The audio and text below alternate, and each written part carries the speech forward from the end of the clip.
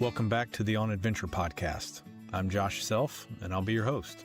Today's conversation is a wild ride with Tom Kubiniec, entrepreneur, former heavy metal rock guitarist, and now the gun storage guru who's breaking land speed records in the Utah Salt Flats. From shredding solos in California to leading the global market in military weapon storage, Tom's story's anything but ordinary. In this episode, we explore the mindset behind many bold moves, why claiming expertise before you quote-unquote earn it might be the spark that you need, how failure fuels innovation, and what does it really take to go 172 miles an hour in a custom-built car powered by a 750cc motorcycle engine. We dig into creativity in his business, the value of silence in the woods, and what sitting still in nature can teach us about ourselves. You don't want to miss this one. It's a little bit different, but right on target for the everyday explorer. Let's get into it. Okay, Tom Kubiniec, welcome to the On Adventure podcast, and I'm glad to have you here. I'm interested to see where this conversation goes. This is going to be one of the 50 plus episodes that I've done so far. This one will be in a little bit different direction, which I think is super cool and is going to add to the content of what we've got around adventure. So thanks for joining me on Friday morning. And so let's start, I guess, with a little bit about who you are. Tell us a little bit about where you live, the business that you run, and the things that capture your interest these days. So Tom Kubiniec, I live in Casanova, New York, outside of Syracuse, New York. My business, Secure It Tactical. We are the global leader in military weapons storage, and then we produce lightweight, modular, fast access gun safes for the consumer market. And my background, out of high school, I was a guitar player. I did not go to college. Played in heavy metal bands, rock bands. I was playing in a swing band. I moved to California in 1985 to pursue music. In 1984, Guitar Player magazine did an article on me, a spotlight article, as one of the best unknown rock guitar players. I was obsessed with it. That's all I did. Moved to California, played with a ton of cool people, and I developed tendonitis. I was playing too much and didn't really understand human physiology at that point in my life and blew my elbows out just bad. So my career ended. Playing the guitar? Yeah. Oh, yeah. Oh, wow. Yeah, I was playing 6 to 10 hours a day.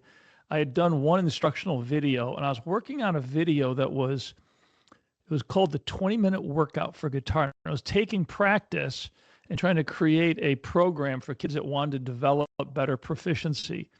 And, I see you have a guitar in the background, Yeah, I would embarrass myself trying to play that in front of you. But to play difficult technical guitar, you have to go slow. Your brain doesn't understand speed. It understands perfect motion. You learn muscle memory. Speed has nothing to do with this. This video is all about slowing everything way down and then developing basic chops on guitar. Part of it was an accelerating metronome program for doing scales that would start people, painfully slow, which nobody can do for very long because you go crazy, but slowly accelerates. You'd accelerate up until you made a mistake. Well, I was doing that every day, and I could play really well. So I was playing really fast, very technical. At the same time, I was working on Paganini's Caprice for violin on guitar, which was very fast playing. And I just blew my elbows out. And what was a small problem, I figured I'll week off, then 2 weeks off, then a month. I saw every expert in the Southern California, LA area that you could possibly see. And, 6 months out, I realized that I was not going to be a guitar player. So took a job in sales, telemarketing, because they hire anybody, selling typewriter ribbons, printer ribbons. And I immersed myself in the world of sales. I couldn't play guitar anymore, so I read every book. I listened to a ton of cassette tapes at the time, the Zig Ziglar stuff, all that stuff, and started becoming better at sales. Year and a half into that job, I quit and started my first company in a little apartment in a really bad neighborhood in Los Angeles, Panorama City. I had 2 partners. 3 years in, we had 18 sales reps and a nice little office going. I sold to my partners, went off on my own, Greenline Data, in 1994, 93, 94. Telemarketing, I got into the internet in the 90s, developed several websites. One of them was taperack.com, which we sold. Your older listeners will remember, but big companies had computer systems, and they would have thousands of backup tapes. Mm-hmm. And they would have to store and organize these. And there were big racking systems for doing that. TapeRack.com, we became one of the largest sellers of tape racks. HIPAA laws came out, so I got into laptop storage and hard drive storage for hospitals and created laptopstorage.com, powered laptop storage, about 15 websites, all based around the same thing. And a guy called me in 2001. He said, "Hey, can you store an MP5?" And I'm like, "Sure." "What's an MP5?" And he goes, "It's a little submachine gun." And I started laughing. I said, "Who is this?" And he was with the FBI. And I said, "I'm sure we could." And I'd never owned a gun at that point. I didn't grow up in a family with firearms. Started doing some research, and this is back in the days of Yahoo before Google, so research was a little tougher. But I kept coming to these references that the military was really struggling with armories. They were transitioning from an M16 standard rifle to an M4, which is more of a weapons system. It's a modular system. And I called one of my manufacturers who made my laptop cabinets. And I said, "Hey, I got a crazy idea. Let's build weapon racks." He started laughing. He goes, "Tom, I'm already working on it. Canadian government called me." So we compared some notes and put together what was called the Integrated Weapon Storage Platform. And I became a U.S. dealer. They were manufactured in Canada. Did that for several years. And then his designs weren't conducive to how the U.S. military worked. And I was becoming much more tied to the U.S. military. And in 2008, we won a contract with U.S. Army Special Forces Command to survey all their armories and prepare a report for them as to why they're failing and make recommendations. And I walked into this meeting prior to winning that contract with my head sales guy, and we met with a colonel at Fort Bragg. It's probably my first time on a military base. And we're walking through the aisles, through this hallway of their command building for the 3rd Special Forces Group. There's all this memorabilia on the walls, all this stuff. And it just kind of occurred to me as I'm walking in, what we're involved with. And I walked up to the colonel. I just said, "Good morning, Colonel. My name's Tom Kubiniec. I'm considered the leading authority in small arms storage and armory design. And I really believe we're the company to do this."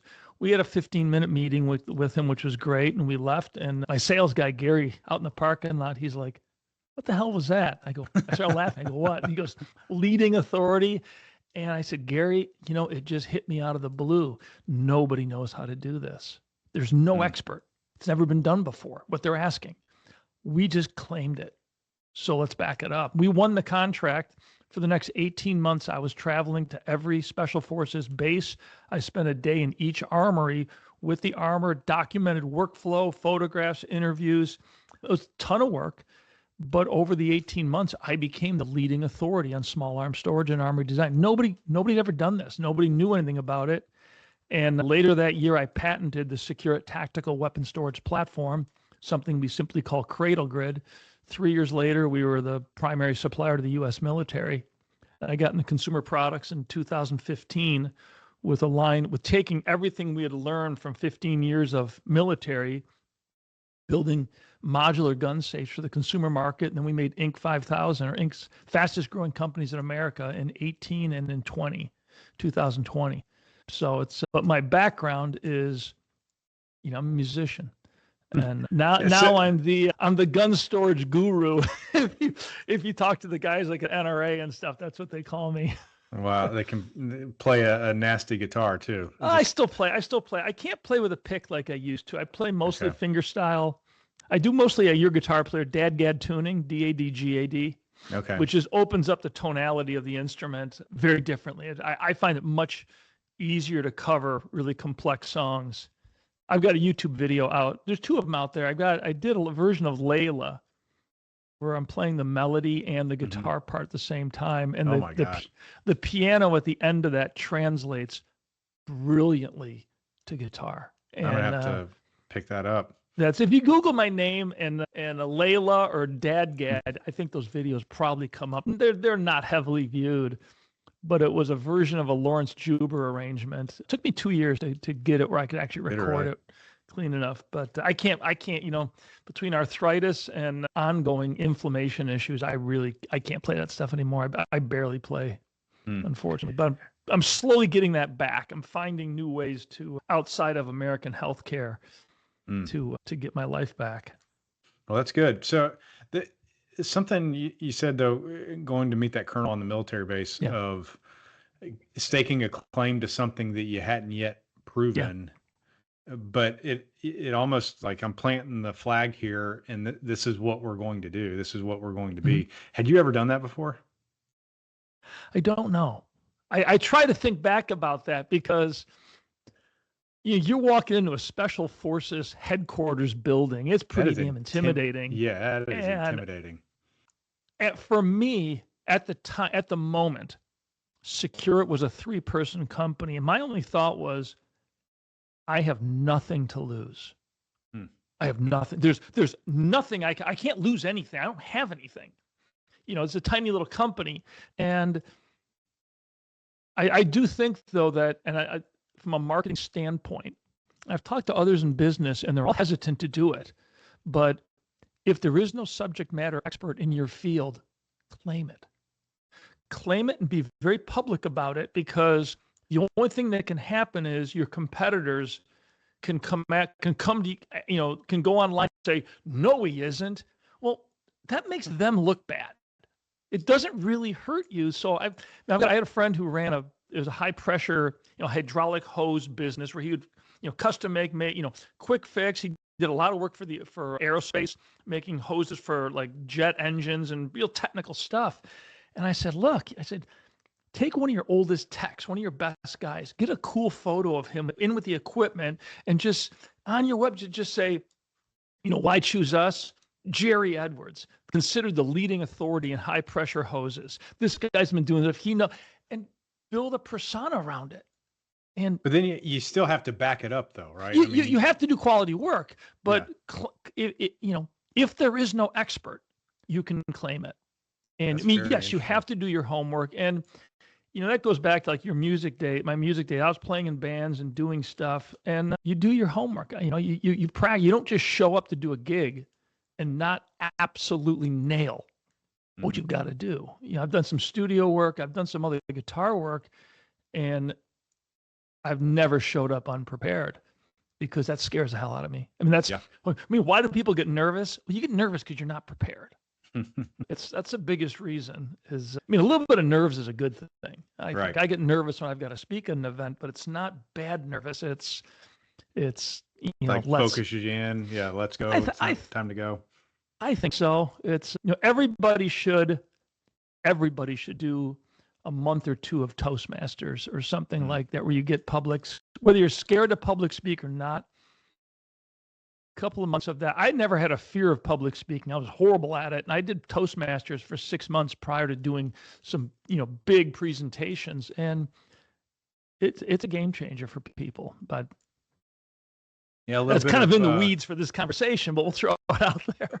But I think I'll tie it back in, though. I mean, this idea of exposure therapy or exposure to a stressor, you don't just jump off the couch and go run 100 miles, but you can jump off the couch and go run a mile, and then two, and then stretch the expansion of the stress until you get to that 100-mile point. So Toastmasters was a way for you to kind of step into that. So when you went and did the big presentation, it was not 0 to 100, but you had acclimated. And so I see that a lot with folks that train for big adventures or pursue really hard things. I even hear this in your story around the business too, the idea of gradual acceleration, gradual additional difficulty as time goes by, that if you had hit the difficulty from day 2 or 3, maybe you shut the business down, but you kind of work your way into, all of a sudden you're meeting with a colonel on a military base,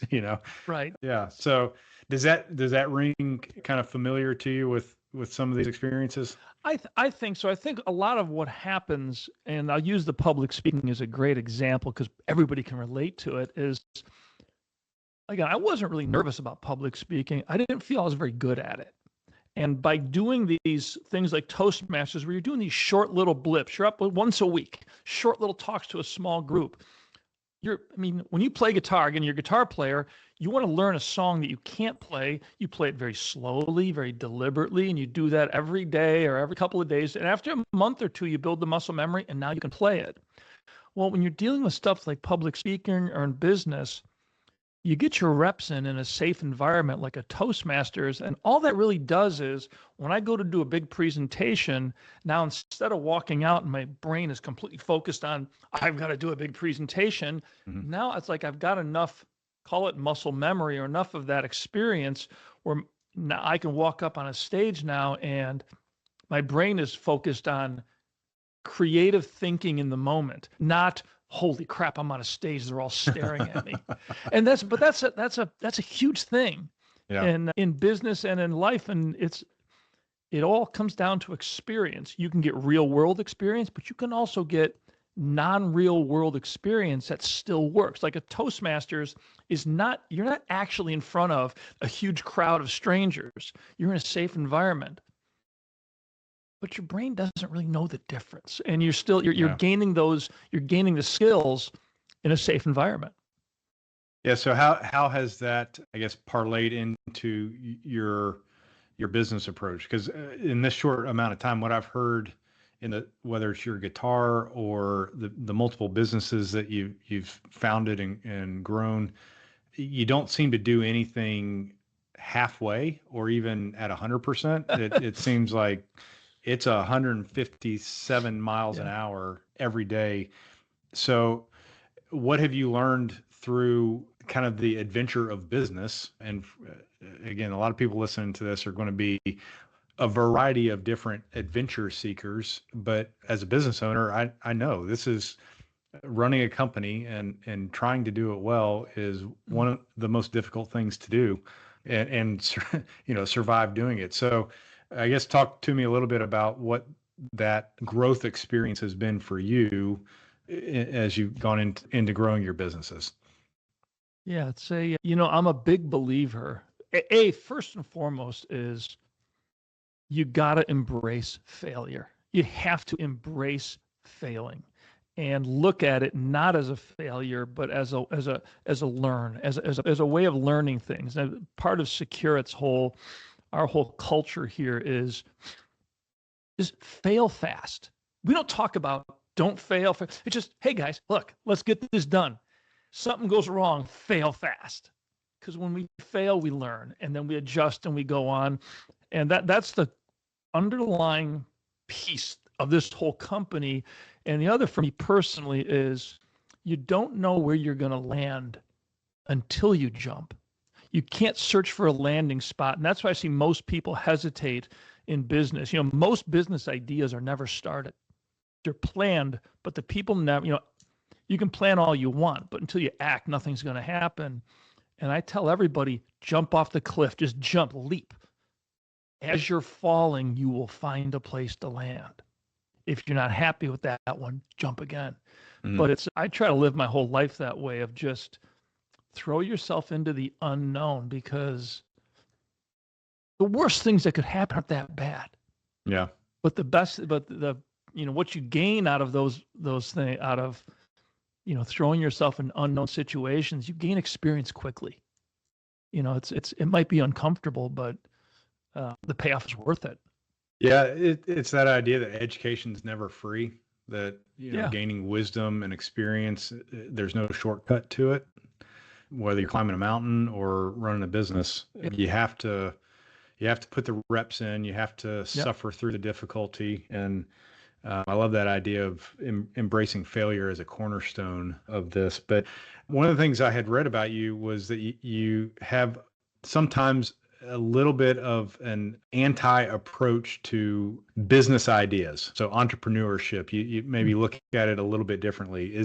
Are these two that you just mentioned, or are those some of the ways that you maybe approach business a little bit differently than, say, a business school lesson would, or some other entrepreneurs? It's people tell me that, but I've never worked for another company.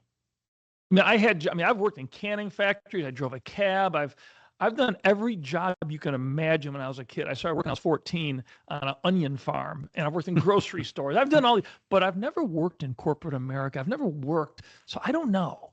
It's people tell me my approaches are very different, and when I look at business, for me, what separates what separates the rock star companies from your mediocre companies is creativity, because the average American worker will bust his ass, will work hard. The average employee will do a very good job. If managed just moderately well, they will work hard. And there's lots of great ideas out there. What separates, in my opinion, is how do you harness creativity from a team, and how do you harness creativity from people who have had it beaten out of them from the time they were 2 years old? Because that's the world we live in. We are a herd safety species. And, they always say kids say the darndest things. That's, I've got 3 kids. When they were little, they would come up with things and say things that just were brilliant. And, the kids grow up and you get to an age now the parents are saying, oh, we don't say those things or whatever. Mm-hmm. Then they go to school and they make some crazy comment and everybody laughs and looks at them like, oh, I won't do that again. Mm-hmm. And as you're growing up, you get into your high school years where it's all about group dynamics and forming and understanding social norms and basically wanting to be part of the crowd. College is the same thing. Then corporate America, I've seen many companies where the senior suite or there's like an indoctrination in the company culture that's more about stifling than opening up. And so everything we do here is trying to be the opposite. As a background as a musician, it's about getting people to be creative when most people are afraid to, or they've forgotten how because they're so worried about, do I have the right clothes? Do I have the right look? Am I driving the right car? Everybody's, you get up in the morning, you look in the mirror and say, is this what I look like today? And the level to which I don't care is off the charts. And so a real simple application, brainstorm session. And this takes time to get people. Nobody can brainstorm out of the gate, in my opinion, until you get some practice and you have some lunacy involved. But I'll get a group of people and we'll say, whatever the problem is, okay, guys, we got to solve this problem. Let's throw out ideas on the board. And I get always set a timer for things like that. Set a timer for 3 minutes, write everything down. And I'll come back to, all right, got another board over here on the right. And I say, all right, guys, now pause for a minute. I want the stupidest ideas you can come up with. I want the most ridiculous ideas. They can be humorous. They can be ridiculous. They can be impossible. And I push people, say, no, come on, get stupid. Think about cartoons. Think about Walt Disney. Think about that. Think about space, just anything to trigger craziness. Then we look at the 2 boards and I say, okay, guys, connect these. Let's take the ideas from the normal board and the crazy ideas. What can we draw? What's in the middle? What's the middle? And the middle ground is taking your ideas, your basic ideas, and pushing them towards the lunacy. And as you do that, you're starting to get somebody to think a little more creatively. But it takes the lunacy part of it is you got to push people way, way, way out there. And I've seen people who just can't do it, or it takes a long time because they're so afraid of what others will think. I mean, you're in a room of 5 people with the craziest, and some people still sit on their hands. I know. I mean, everybody gets up in the morning or jumps in the shower and is sitting there and has crazy thoughts in their heads. We all do. Yeah. It's so I just try to harness that as best I can or develop it in people. Is there any product or result that has come out of a process like that stands out to you as like a really cool outcome? Most of what we do flies in the face of my industry. So, I mean, everything that Secured is about in firearm storage is in direct conflict with the gun safe industry. I mean, our safes are ultra light. A safe is a big, heavy thing. Mm-hmm. Well, ours are lightweight. Safes are. I mean, there's all these areas that you look at the industry, and we're in direct conflict. Not because we're trying to be contrarian. It's just, why? Why are safes heavy? Well, that's an interesting question. It used to be safes were heavy because that's what it took to be secure. It's no longer the case. So why are they heavy? Well, they're heavy because at the end of the day, they're heavy because the safe industry believes that shoppers will connect weight to security. And weight is cheap. Weight is drywall in a safe. They're lined with drywall. And they assume that that's higher levels of security. So, we're trying to educate people that No, it's a 14 gauge, 11 gauge steel is 11 gauge steel. Whether you add drywall, whether you make it heavier or not, it doesn't change it. It just makes your life harder. But I mean, that's just one example. Yeah. Another one is our new locking system. We call it HSFA, high stress fast access locking. Why nobody thought of this is a representation of the disconnect of my industry with what we actually do. The gun safe industry stores guns. So do we. But we actually spend a lot of time training and shooting. So Securite hosted a training event at Summit Point Training Center with Gary Melton as the primary instructor, and we did a shoot house force on force simunition. So that they're real guns modified to shoot simunition, which is a fake bullet, and you're wearing all this all this protection. It still hurts when you get hit with it. And we were simulating home invasions. We were simulating a active shooter in an office, and it was simulating these scenarios and built around our fast access gun safes. And what we found, when you trigger somebody to get to fight or flight, which is a true state of being where all your brain power goes to the base of your brain, and you function on instinct, you no longer are functioning in a cognitive level. You lose muscle memory, you're losing all these things happen, and they couldn't open the safe because that makes sense to me. The standard safe lock buttons were too small, and they're laughing because they know the guy's coming, the shooter's coming, and they can't get the thing open, and they're all laughing, and I'm up on this catwalk above, just watching the event. I'm just like, holy cow! Never occurred to me. I got back to my office. It was over a weekend. I got back Sunday night. Monday morning by 11 o'clock, I had the designs done. In 2.5 months, we had HSFA locking incorporated in every single product we make, because I just thought, you know what, this is a lifesaver right here. This is a big game changer that the industry doesn't think about. And all we did was take our safe locks and make them very simple with big buttons. So it's just how often will that actually happen? Somebody will use that to save their life. Maybe 3 times. Yeah. In 10 years. I mean, I don't know. The statistics there's not a lot of home invasion. There's not a lot, but there is a lot of crime. But we just look at it as it didn't cost us anything really to do this. The locks don't cost any more than a regular lock, but it gives you an advantage. And that's just an example of kind of some of the things that we do. No other safe company would ever host or do a training event. They're not involved. Most safe companies are owned by people who aren't associated with firearms. A lot of them are owned by venture capital or private equity firms. And, I call them spreadsheet companies. They're run with spreadsheets.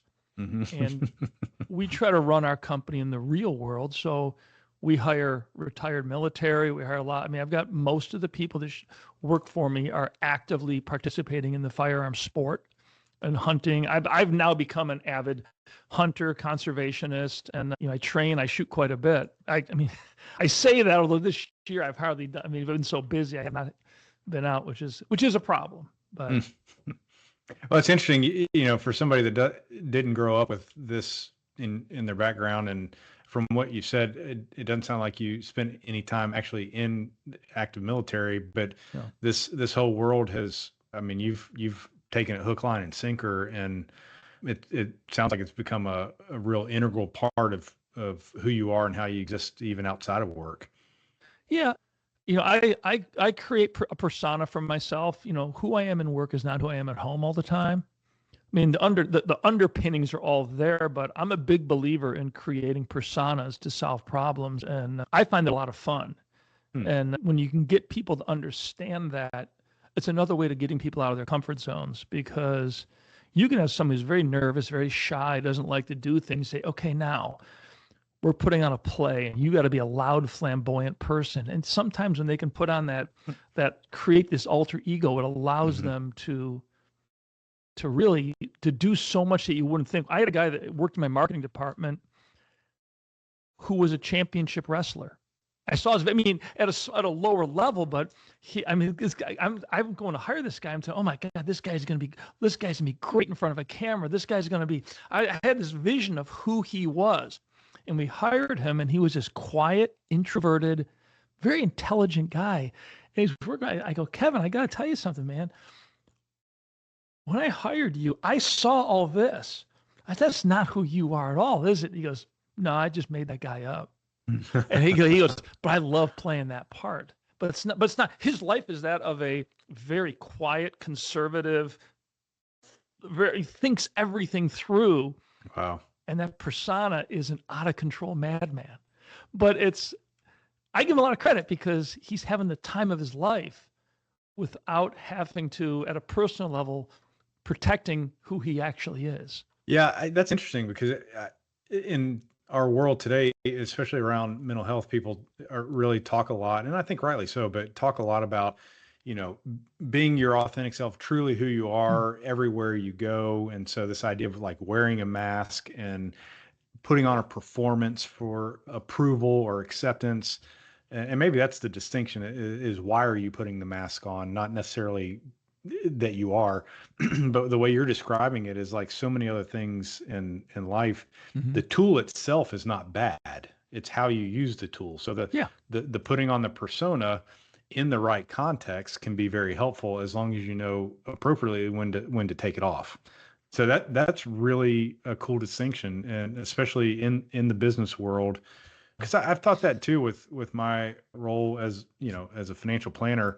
There's a lot about what I do every day where I'm not that way at home, Right. And sometimes that creates a little bit of a friction of, am I really showing up truly how I am? But I think to some extent, like there is a performance element to running the business and being a good planner that works and interacts with people on a daily basis. But if I had my druthers, I'd like to be sitting in a quiet corner with a cup of coffee and a book, Well, or sitting outside, actually much more rather outside in the woods. Have we blurred the lines in that you go back 30, 40, 50 years in America and guys got up in the morning, they put on a suit if they worked in an office. They put on, there was a uniform for business that doesn't exist anymore. I wonder, it just kind of occurred to me now did that make it easier for guys, or I say guys because it was a male workforce back then, but did that make it easier for people going to work to put on their work persona because they're actually putting on a work suit and or then a take costume? It off.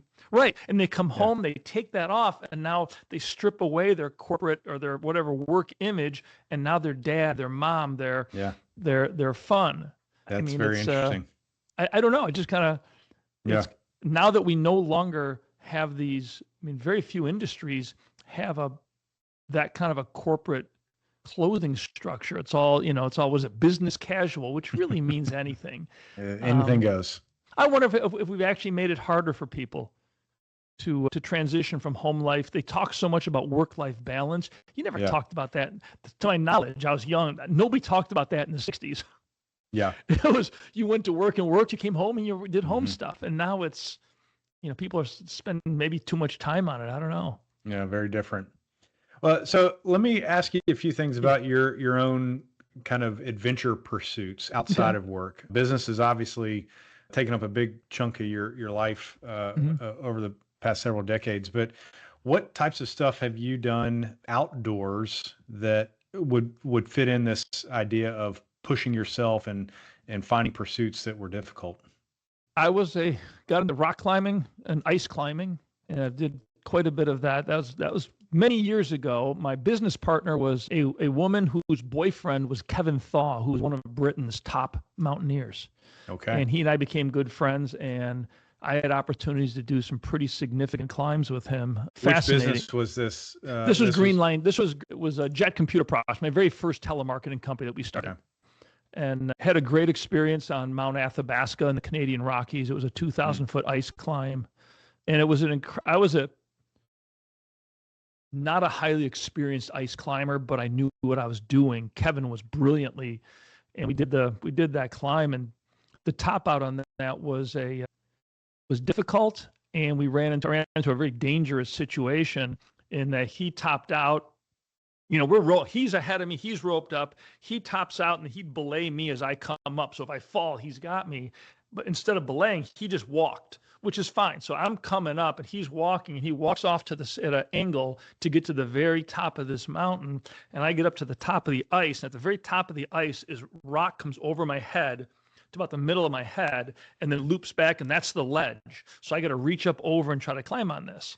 Well, the rope is going at a 45-degree angle. So if I fall, I'm going to swing. Oh, boy. And I'm going to swing fast into a wall of rock and ice about 70 feet from me. And I'd be hanging with the rope over this big ice cornice on this cliff. And I'd probably hit hard enough where I'm going to be, broken bones. I'll be in trouble. So at that point, he would have to deadlift me, which you can set up a belay. You can do that. But to get a body over an ice cornice, because it just catches, there's no way and I got to look at this saying, there's no way. If I fall, this is not going to work out. So I'm sitting there, and then you get all of a sudden, it's just like, what did I do in life to get to this point? That's kind of, and there was this bit of fear coming into me, and which, I don't mind fear normally. I kind of like pushing a little bit, but it was not a good fear. And a voice is clear, and it's the only time it's ever happened in my life was clear, and it wasn't my voice, as clear as anything, just said, it's worth it. Just like that, just boom, it's worth it. And I just stopped, thought for a minute. I had a little Instamatic, a Minolta film. It was a film camera back in that day, but it was a one-hand operation camera. I had 3 good points of contact, so I pulled it out of my little chest pocket, shot 2 photographs over my shoulder of this incredible view, put it back, reached over my head with one of the ice axes, slid it in the snow till it caught on a little chip of rock, and I said, all right, I pulled the other one off. So now I'm over my head kind of, and I'm walking my feet up, cantilevering against these ice axes. So I'm pulling harder and harder and harder. So I pulled myself up, and I never told Kevin what had happened. I never told him the dangerous situation that had happened. I probably should have, because Kevin, you got to go a straight line. Yeah. But I didn't really talk about it much for years, but it's the last time in my life I was ever afraid. I mean, if I get fear now, it's fear of letting people down. That's my fear. And that's not a dangerous fear. That's a motivational fear. Yeah. Is I get fearful when I'm involved with something where they're counting on me. I don't want to make a mistake that has a big negative impact on others. I don't mind making mistakes where, hey, we made a mistake, we screwed up, or we 2 weeks behind on this project. That's okay. But if you make a mistake that's costing like employees paycheck money or something, that's the stuff that gets me a little more uncomfortable, we'll say. But it doesn't stop me. And well, then the last time that you've put yourself in a physically precarious situation, and you're saying never since that point were you fearful for what the outcome was going to be? No, I mean, I'm aware of that it's dangerous, aware that there's fear, but I think when I was a kid growing up, I was afraid of a lot of things. When I look back, the only reason that moment was significant was because I think I allowed fear to guide me improperly through a lot of decisions in my life. Where if I was afraid of something, I stayed away from it. I no longer did that. I mean, I don't do stupid things. I do my homework. I do my research. But, after that point, then in the 90s, I got in the racing cars. I drove an RX-7 in SCCA. We won 2 championships in Southern California in SCCA, and then ran businesses for a while. Most recently, I restore old cars as a hobby. I usually have one car that I'm doing, and I restored a 1956 Elmquist Sabre, which I found in a field. Nobody will know what that is. There's only 4 of them that we know of. It's the car that started the kit car industry. It's a beautiful little car. Won an award at Amelia Island with that car. Obtained a second body from somebody who knew me. And my builder, a car guy, John Pasucci, he's like, Tom, what are you going to do with that thing? I said, I don't know. He goes, let's go to Bonneville. And I looked at him, and it's funny because we had never talked about it, but as a kid, I used to watch Wide World of Sports, ABC's Wide World of Sports. And every year they'd do a segment on Bonneville Speed Week, which is all the guys in the crazy cars going after land speed records. I remember as a kid thinking, what do you do in life to get to a point where you could drive a car in the salt flats? I'm just kidding. I kind of forgot about it. He mentioned it, and it took me right back to being a kid watching TV in a all comes rushing back. snowy outside of Buffalo. And I said, let's do it. It took 2 years to build the car. And what we've got is a tiny car. We're running Class J, which is a 750cc motor. So this is a motor. It's a motorcycle engine. It's half the size of an old Volkswagen Bug engine. The previous record was 113 miles an hour. And our final record was 161. We ran a top speed of 172. And Golly. We were hitting the rev limiter. I mean, we left so much on the table. So nobody's ever seen a 750cc car go anywhere near. We just crushed the record. But we learned a lot, and we're scanning the car right now, and we're going to give it to a guy. We're doing digital wind tunnel testing because we don't know. Cool. There's things that start happening at the speeds we're looking at. So we're going to digitally scan the car, and then through software do wind tunnel testing, so we know between 180 and 220. If there's a gust of wind, if you got a side wind, what's happening to the car at these speeds. Given what we learned, the car can do 225 to 230. Jeez. So we're going back next year. And this is the stupidity of life that I love. When you break 200, you get a red baseball hat. And the only way you get that hat is to break 200. There's fewer red hats in existence than there are people who've climbed Mount Everest. Oh, wow. And I'm just like, it's completely pointless. But I'm just like, you know what? Let's get the damn hats. Let's get a hat for it. Let's do that. And so next year we'll be back out there. I think we can do 225 to 230. And then at that point, we'll look at bumping to 1,000cc motor. That's one class up with the same car. And now we're looking at 270, 280. Wow. And as we're looking at some serious speed. And people say, why? What is that? What do you have, a death wish? I'm like, no, I did a lot of research on this. And Bonneville, there's only been, maybe 12 people killed at Bonneville. Most of them were before 1950 when they didn't have any safety equipment. So when you look at racing, it's actually amazingly safe. And I was asked, why are you doing that? And my response, and it wasn't really rehearsed. It just came out as like, look, I can read a book about this. I can watch, the World's Fastest Indian, that movie that came out. A movie about this, but I don't know what it feels like unless I'm behind that wheel. And, we've got one shot as far as we know, we've got one shot at physical reality life on this planet where our biggest constraint in life is time, and we can't affect time. Yeah. We can't stop this. We're doing this podcast right now, and an hour of our life is going by. That's why we're making this a heck of a podcast, because we're not going to get this hour back. That's right. But I look at life and I'm like, to me, life is about experiences. It's not about how much money you have in the bank, because, somebody dies with $50 million in the bank and they spent their whole life just making it. I just find that depressing. So yeah, that's so, man, I align with that so strongly. And part of why I do this for the sake of my clients is that I don't want to be involved or part and parcel with the idea of just helping people build bigger buckets of money for the sake of bigger buckets. There's no value in that.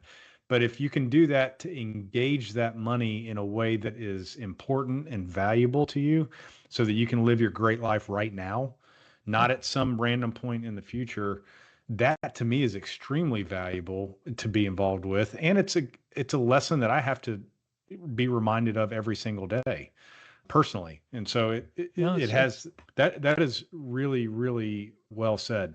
I think it's the other piece of that is what I'll call an Epicurean life. Is that the right word? But simple pleasures. It's I do a lot of, people say crazy stuff. It's actually very well planned, very well organized. But I've got a hunting ranch that we purchased quite a few years ago, 500-acre ranch, about 15 minutes from my house. And the best parts of my day, my life sometimes, is just sitting up on my barn up there, and I've got a couple of glider rocking chairs watching the sunset. And it's an incredible view. It's an absolutely incredible view. In fact, we're going to start construction on a hunting lodge next year because the setting is just spectacular. And we do all this stuff and all these things, but I really think as I transition to the later parts of my life that comfortable seat with a killer view and a good people, good friend, just yeah. Sometimes that's as good as it gets. The other side is, sitting in a tree stand when I'm hunting. I'll get up, 5 a.m. I'm usually in a stand 45 minutes before any sunlight comes out. And I'll be in the stand for 4 or 5 hours. I'll come home. My wife's like, nothing. I said, no. And she goes, oh, I'm sorry. I said, no, I had it was a great morning. It was, yeah, and so few people know what it's like to sit motionless and no sound. I bow hunt. So I'm in camo. I'm really, nothing knows I'm there. Watching a forest wake up. People have no idea. And there's a 30-minute period where you go about every 4 to 8 minutes. The universe is changing, and it's really fascinating to watch. There's about 8 minutes of mice, and it was a 1 mouse every 12 feet. And you don't know this until you're sitting up in a tree watching. And I've got a thermal monocular I can put on. So you see the white. The oh yeah. And it's 1 mouse every 12 feet, and they're just scurrying all over the place. And all of a sudden and as the birds start making noise, the mice disappear. The red squirrels come out, and they do their thing. And then different birds, different calls are happening. And and as you go through that, it's a quiet, personal moment that just imprints on you just how cool the world is, and how much of the world isn't meant for us. We can kind of jump into it, but every day, the waves crash up at Big Sur, and there's just the coolest things in the world happening under that ocean. We're not part of it. Yeah. I wish we were. I wish I would. I used to scuba dive, but it's a cool place, man. I think, I hear that a lot with these everyday explorers that I talk to, that, the day-to-day, I guess the more we can get out of the day-to-day mundane, and specifically, maybe it's just the people I'm talking to, but specifically the idea of getting into nature to remove the busyness and remove the distractions, that there's something really, really special and healing at times, but re-energizing. And I have to say, like the times when I stop and think about where have I felt most at peace and most connected and at ease, man, it's sitting on a trail on top of a ridgeline, looking out over the Ridge Mountains, or somewhere where there's nothing around. And, it took a long time to get there. It's going to take a long time to get out. And it is so unique, and it's hard to, as you can tell, it's hard for me to even put words to it about how special it is. But I don't think you're supposed to. Yeah, I mean, it's so many writers, so many people write about these nature experiences, but again, I'll go a little farther than saying old growth forest just being in one is different than a new forest. Why? You're walking amongst experience, maybe of nature. There's something different about it. Because I've got areas of my property that have been logged. I've got areas that are very old growth. And as you walk through this property, and it's pretty good size, what you're feeling is changing as you go through these different levels of tree growth and things happening. And you can't describe it, but you have to acknowledge that it's. My wife and I'll go for a walk up in the woods, and just. You come away from that, it just resets you. It's just different. It really is. And I find it shocking how many people never experience it. And then I've got people that are afraid. There's a lot of people that are terrified to go for a walk by themselves in the woods because it's unknown to them. And, one of the things we're putting our land into a real estate trust so it can never be developed. The conservation trust. Yeah, and then we're going to open it up. I'm working with some local groups to get kids groups into the woods, to get it's such a cool piece of land. It's very rugged, very wooded, very few flat spots on it. So you're humping it to move around in there, but it'd be really cool to get a lot of city people who just don't know about this as a place you can go that because again, if officials say it's safe, they'll go, but it's like, It's no different than any other woods, but that's kind of one of the things, kind of a giving back to a community that my wife and I we're working towards. We're not there yet, but That's so cool. Other than your property, are there any certain particular places around the world that you consider as like a very, very special place for where you've been? Yosemite Valley is, I mean, if you're a climber, you can't sit in that valley just in the morning by yourself and just in the Sierras up in those high. I've done a lot of the peaks over there, and that area I find just to be spectacular. I find northern Italy. I've only been there a few times, but the Dolomites and up in like Gorda, Como, those lakes, and the transition. My son and I, my youngest, I do a father-son trip with each of my kids. Most of them have been to Asia. My youngest wanted to go to Italy. And we went up into Liechtenstein and we did some skiing on a glacier. It was in summertime. And being up in the mountain, there's something about the mountains that, Yeah. and I don't know what it is. But I'm far more comfortable in like Utah, Western Montana, those areas. I live where I live. We wanted to be in East Coast. We moved back to the East Coast because my wife is a good Catholic with 1 billion first cousins and this huge family. We wanted to raise our kids near family, but we settled on Cazenovia because it's we're in the foothills to the Catskill Mountains. So it's not mountainous, but there's no flat land. We live on a little mountain lake, and it's just beautiful. So there was a lot of reasons to be in Buffalo for my business. I just didn't want to live in the Great Lakes Basin because, it's, as I tell people, it's so flat on a clear day, you can see the back of your head. Yeah, that's a little different than being in the mountains. And I know everybody has different preferences, but man, I'm right there with you with the mountains have a special place for me. A lot of people, a lot of my family members like the beach, and I can appreciate it, but it doesn't do the same thing for me. No. The beach is a 1 to 2 hour affair. I mean, because I always get to the beach, I go, honey, what am I gonna do?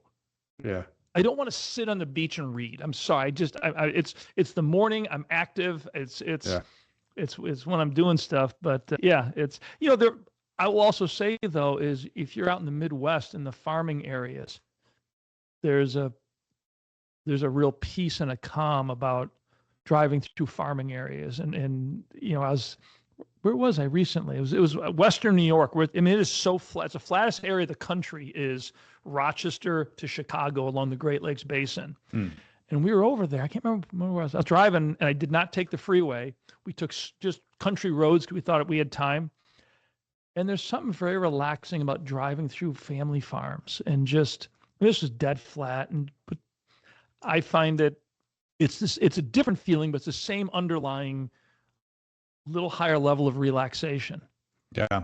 Yeah. I mean, the big mountains being a small speck of being in a giant space, there's for me, a wonder and awe that occurs. And then that wonder and awe has all kinds of like very positive cascading things in my brain. And like, I even feel it in my body, and other people get wonder and awe in different places. But is that what you're describing, wonder and awe? Is it something even bigger than that?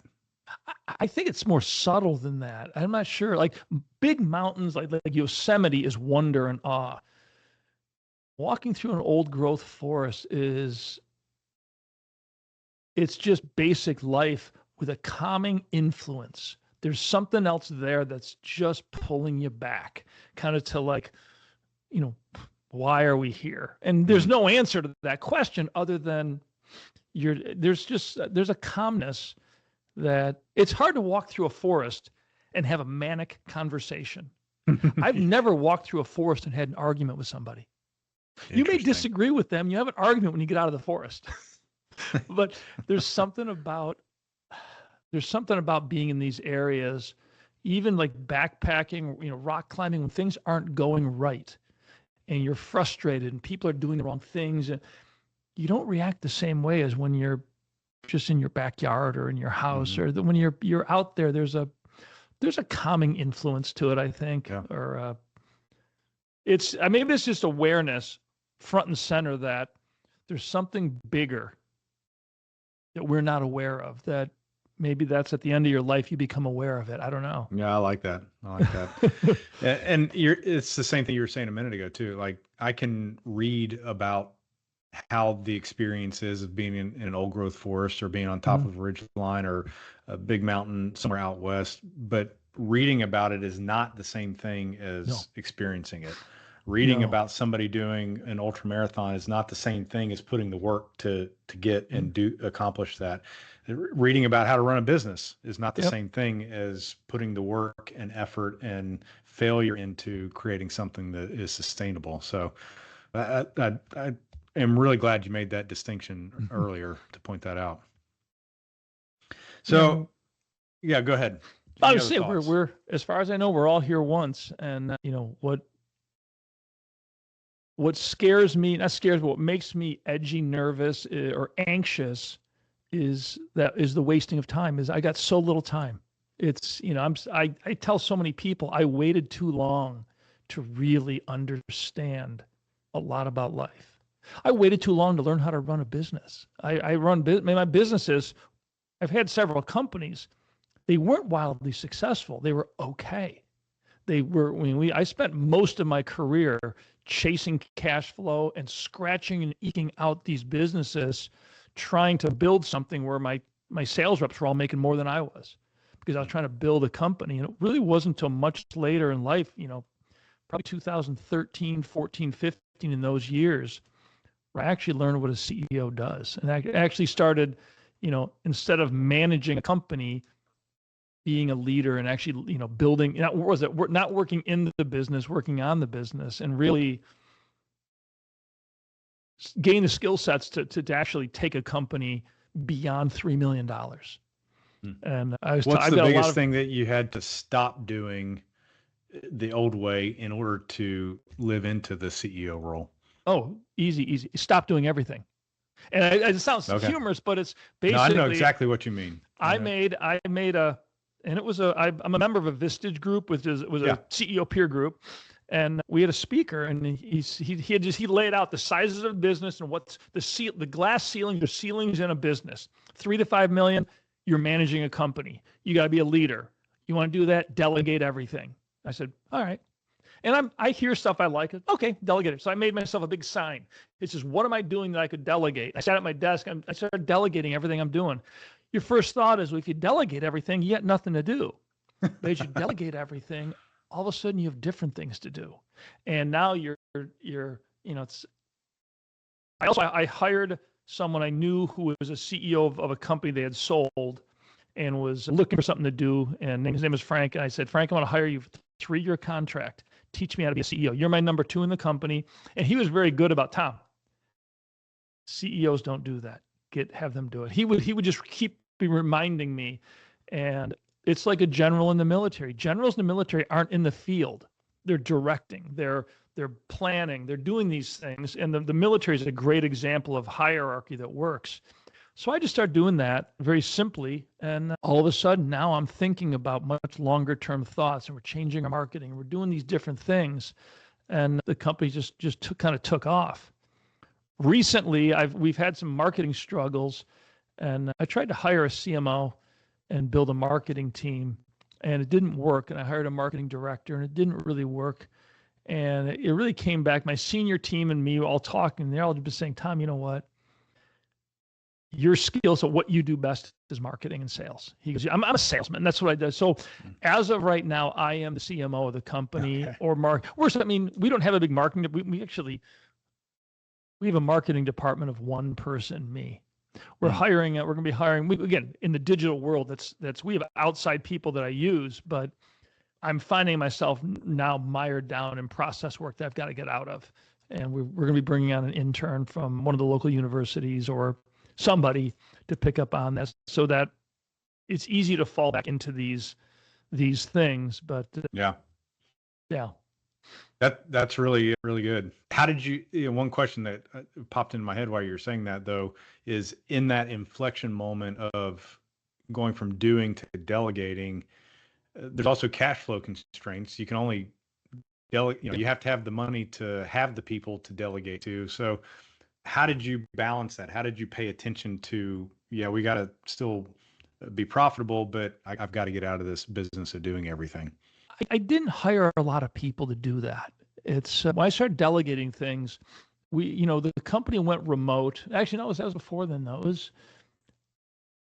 I didn't find I had to hire, to start off, I didn't need to hire a lot of people, but we started this process. And as you're doing this and you start realizing things, all of a sudden you start doing things differently, and all of a sudden you're getting better results. So, going into the e-com business with we are direct to consumer with our consumer gun safes. And this process of becoming a CEO started right before we went into consumer products. It's possible the reason we went into consumer products was because I had time to think about it. Because why didn't I go into consumer products 10 years earlier? The military weapons storage industry runs anywhere from $6 to $15 million a year. Consumer gun safe industry is $2 billion. Oh, wow. So yeah, why did it take me running this company for 13 years before I realized maybe we should go into consumer products?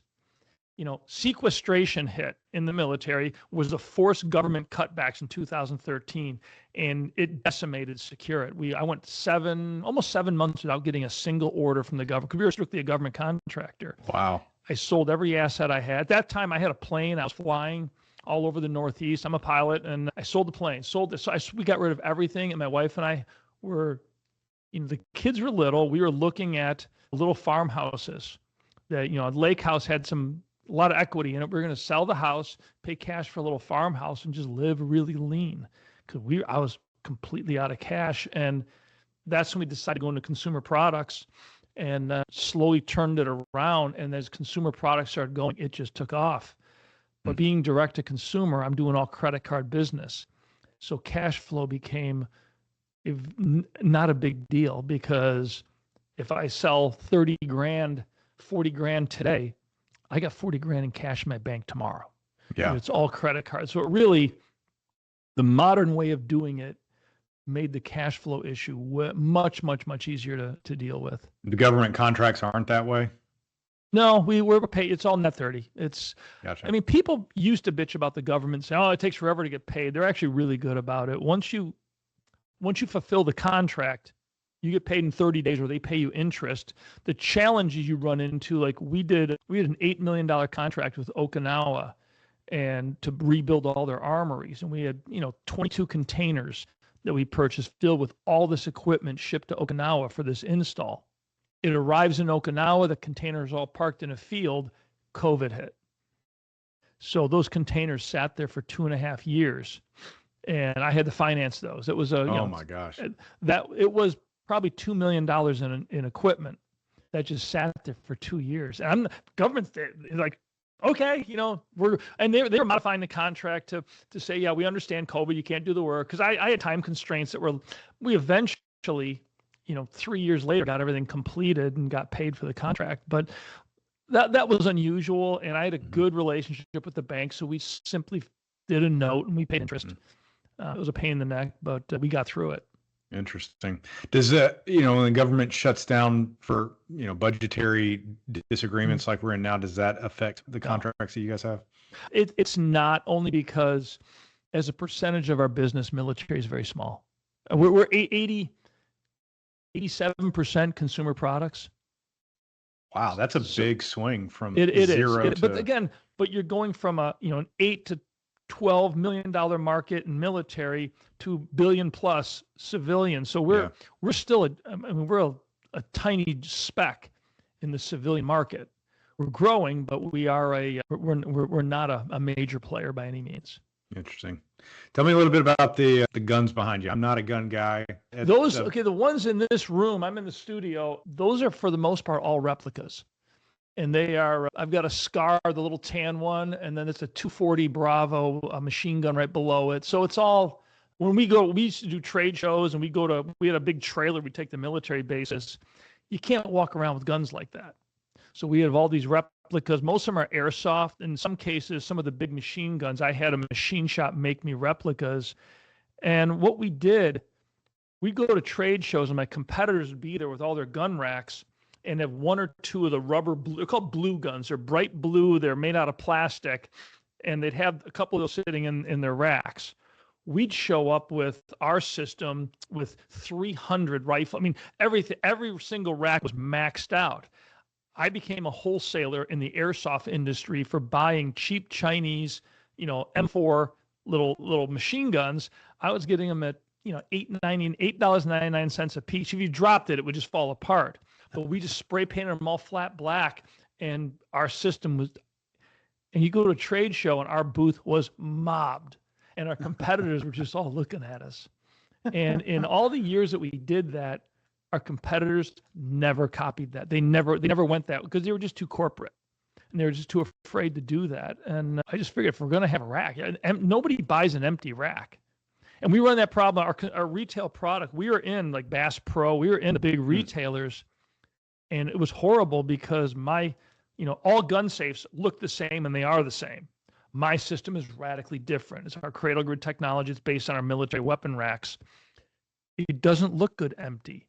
It's designed to store guns and gear properly. Gun safes, traditional gun safes, are actually designed and built to look good empty, because that's how people evaluate them. You can't look at a gun safe full of guns at a store. So that's when we decided to go direct to consumer. We're now in the digital world. It's all imagery of my safes decked out in video, and the company took off. So it's just there are some advantages to our digital world, despite my reluctance to spend too much time in it. Do you see the changes with artificial intelligence, and even just kind of the expansion of technology in general? Is that for a company that's direct to consumer, is that a good thing, or is it a threat to how you guys approach business? It's a good thing for us. I mean, we're pretty far ahead of the curve on AI. I use AI every day. However, I look forward to the day that I walk away.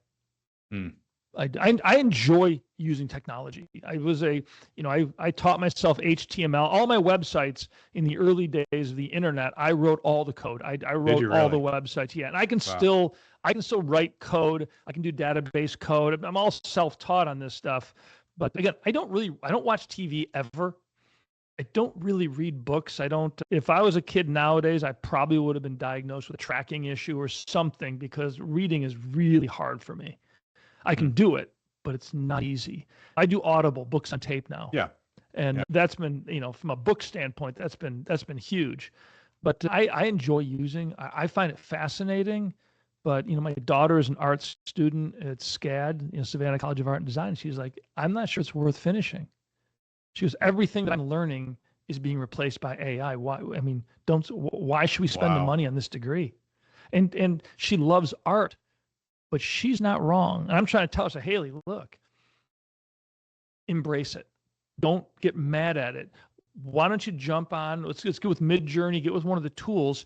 Work on prompting it to create things you'd never think of. Work on just see what you can come out. And she's very, very very angry about it, because she sees it destroying the lives of artists.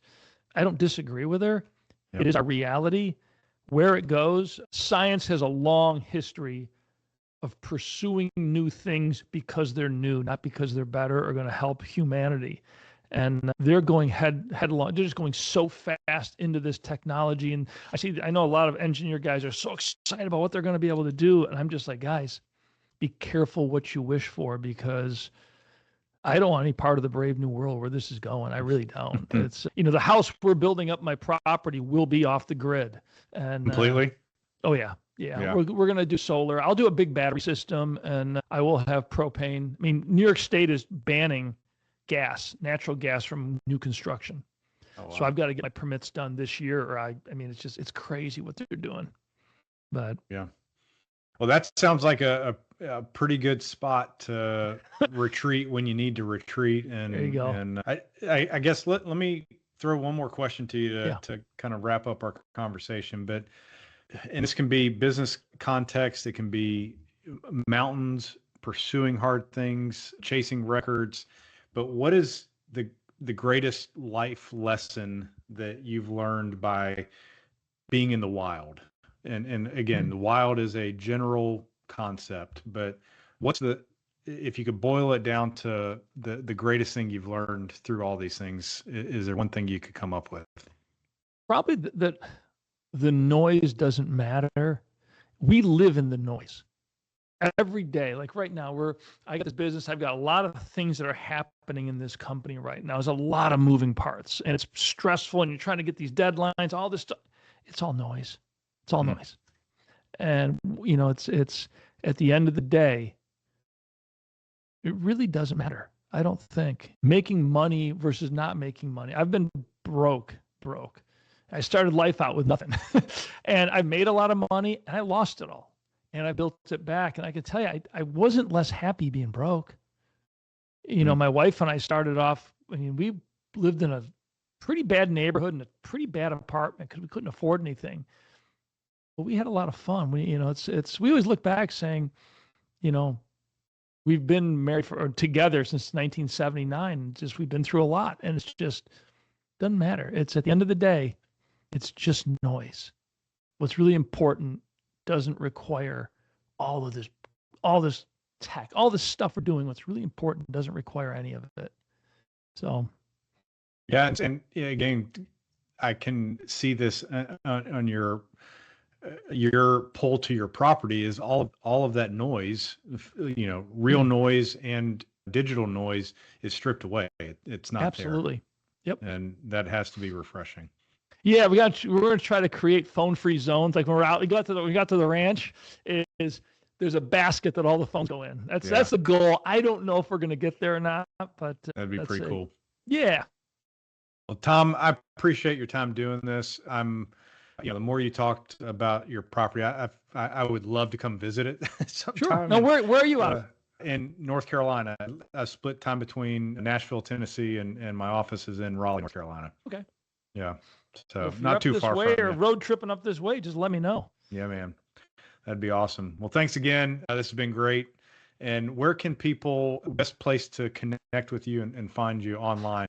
Secure it. If you Google Secure It, one word, Secure It together. We're all over the web. My name, if you can spell it, I'm all over the world. And I try to pride myself on being one of America's most accessible CEOs.